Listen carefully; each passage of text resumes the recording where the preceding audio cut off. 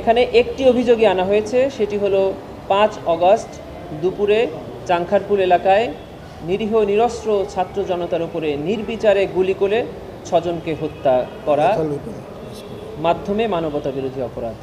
2024 সালের 5 অগস্ট জুলাই বিপ্লবের পর পুনর্গঠিত আন্তর্জাতিক অপরাধ ট্রাইব্যুনালে আজকে প্রথম ফরমাল চার্জ দাখিলের মাধ্যমে আনুষ্ঠানিক বিচারের যাত্রা শুরু করল।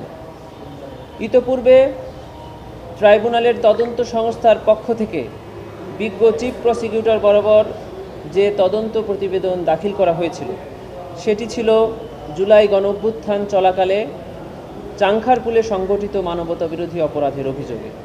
সেই তদন্ত প্রতিবেদন এবং তদন্ত প্রতিবেদনের সাক্ষ্যে জমাকৃত তথ্য উপাত্ত পর্যালোচনা করে বিজ্ঞ চিফ প্রসিকিউটর আজকে ট্রাইব্যুনালে প্রথম ফরমাল চার্জ দাখিল করলেন। এই ফরমাল চার্জ দাখিলের পরে এটি ট্রাইব্যুনালে শুনানির জন্য উপস্থাপন করা হবে।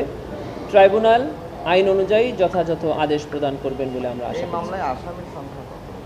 এই মামলায় আসামি সাবেক ডিএমপি কমিশনার হাবিবুর রহমান সহ 8 জন এবং এই মামলায় ভিকটিম শহীদ আনাস সহ মোট 6 জন।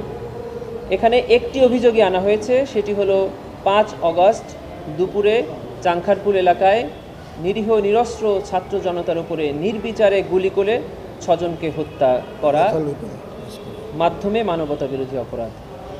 আমাদের এই আইন অনুযায়ী এই ফরমাল চার্জটি ট্রাইব্যুনালের কাছে যদি স্যাটিসফ্যাক্টরি মনে হয় তাহলে ওনারা এটিকে আমলে গ্রহণ করবেন এবং যে সকল আসামিরা উপস্থিত আছেন তাদেরকে একটি করে এই কপি প্রদান করার জন্য বলে দিবেন।